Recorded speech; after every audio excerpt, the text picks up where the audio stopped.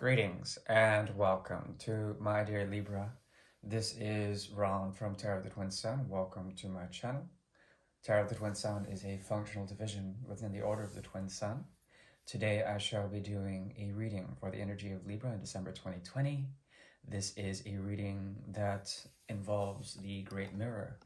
The Great Mirror is a tool devised in order for you to see through a 9-card spread the energy of you, a significant other, and the apparencies between you two, how energy transfers in a way. This is also a way to see karmic energy between you and that significant other. It's a person, place, or thing, the significant other. Yeah, and this is for advice. So please take only what you will. This will not resonate for everyone. If it does, I do appreciate a like. Yeah, so we'll go ahead and get started.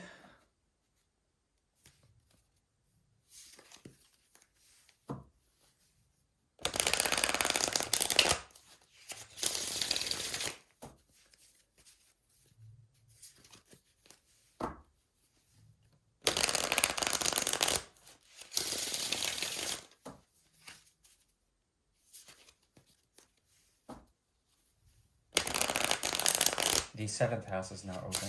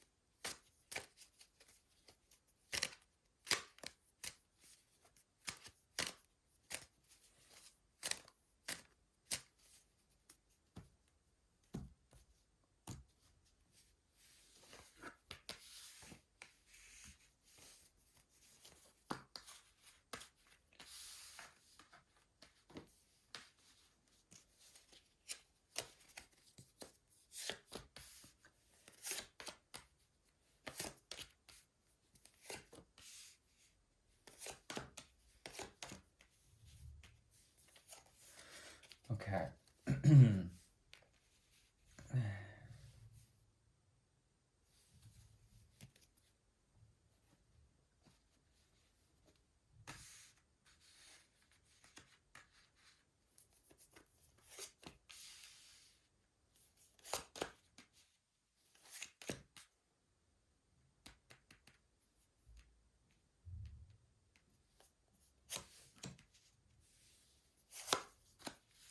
Okay.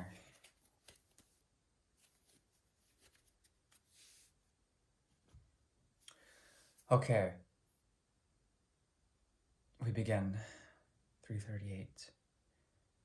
There is a mode of action that grounds this reading that has to do with you and the energy of the other. Big time, this has to do with essentially the need to provide you with something, understanding how to be a student or a master of this provision. And this involves envisioning a way to understand how there is a need for assistance, a need for help. There is a plea for it. This does not come out of a place of weakness. You've been through enough already.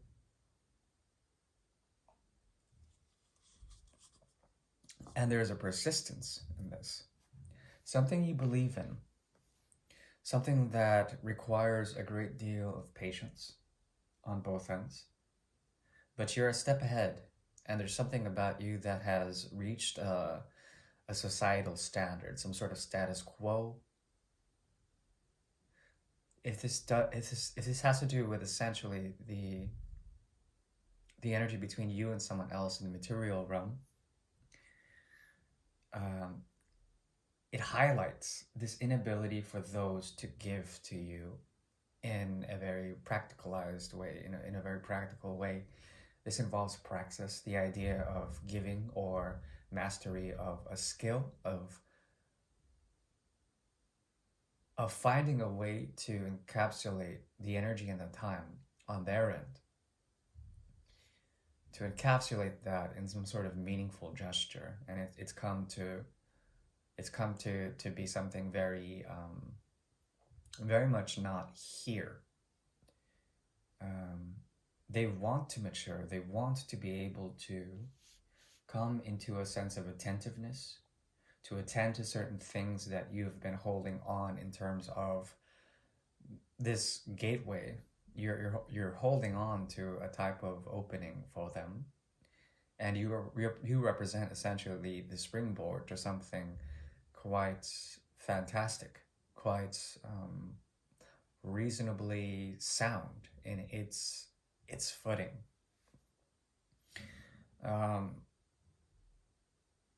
and this makes you appear like you have some sort of hidden devotion that you're not letting in them on. Devotion to something very precious to you. There's almost a rebellious streak on um, the way you make offering to this connection. It's as if fate has handed you a hand, you've decided to turn that into your favor, to understand the motivations of love, how these can be encapsulated in promises or in gestures that have to do with the structures that lead to something great, or that would lead to something great in terms of idealized practicalities, realities that manifest through that idea of greatness. But you're no longer yeah, at least you don't want to anymore um, see the invisible hand that manipulates the situation to your favor, to the grander orchestration of things. It's there, but it's more hidden, it's more invisible than usual. Because of such, there is this restlessness about you that is no longer willing to wait for ideas or idealizations or new thoughts about love or about economical ways or ecological ways of preserving your time and your space, in order to provide the space for love or the space for things that would make you feel valued in a way. There's this huge consideration that has to do with the fine line between pain and numbness, trying to negotiate how you sit with this, how if you're willing to still sit with this, or to almost be energized enough to shake yourself out of this. There's a restlessness here. On their end, there is once again a need to attend to certain things. They're being led, much like you are, by ideas of the self, ideas of the ego, that lead them into modes of empowerment. But these are energies that are based on the roots of trying to, on their end, bring forward a type of feeling. Again, a feeling. They want to feel something. They're tired of essentially waiting for the end or waiting for some essence of enterprise. They're attentive onto trying to find this mystery that they share with you, which is what I see it as, is like the idea of the two of rods, which is not shown here, but it is hidden. Oh, it is here. That has to do with essentially the element of something surprising, something that comes with the energy of the Gemini North Node as frenetic awakenings, being attentive to the dream world, being attentive to things said through communities, trying to understand these and how they motivate this connection in a certain way. Whomever you're dealing with has a propensity towards Gemini, Leo, as well as Venus and Scorpio, to a lesser degree, as well as Cancer or Pisces.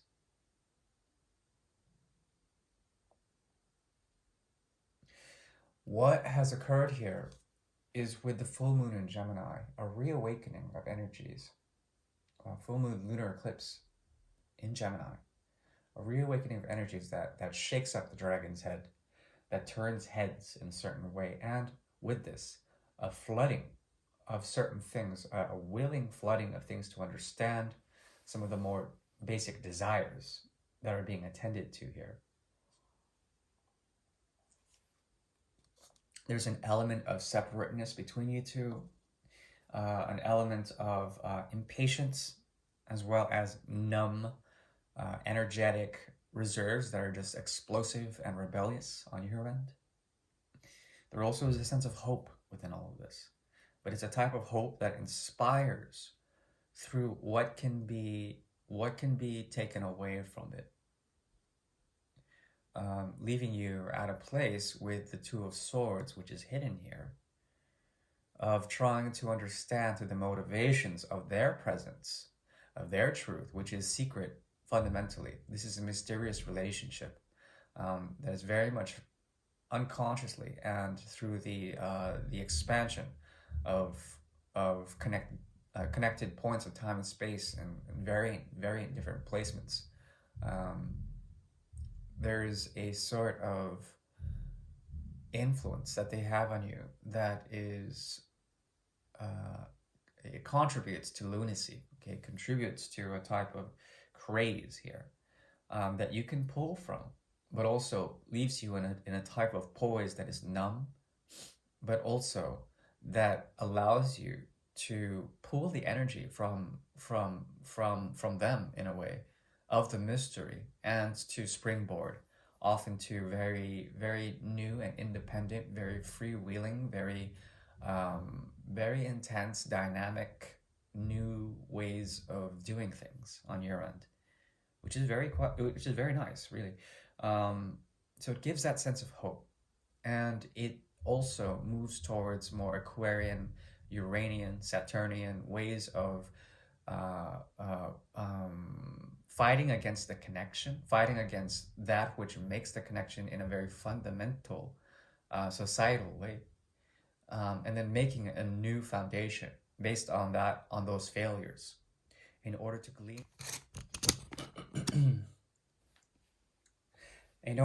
to glean a sense of purity within your own standing of how you contribute to societies in the path of Gemini, how you communicate, and there's this sort of evolution here that has to do with the 3 to the 7, which is your house, to the 11. This elegance, this sophistication that emerges out of it through a type of numbness, through a type of meditation that comes through the deep ponderings and meanderings of things that you have downloaded with the energy of the Gemini full moon lunar eclipse, conjunct the North Node. Okay, so this is the dragon's head meets the elegance of air through its evolution of the path of the 3, 7, 11. Okay, and you're sort of here in this connection at the end of that. 3, 7, 11 is the path towards a type of ascension. Okay, it is that in which elemental air moves from societies, from cities, into the other, and then from the other into the self, but then the self that translates into the upper ionosphere and beyond, into space, into the very ether of the universe. Okay, that is the energy of the path of the air signs. What I'm seeing here is what has been created is this way for you to pull off energy, not in a vampiric way, but to understand that there is a nurturing aspect that this person has offered for you or given to you in a certain way.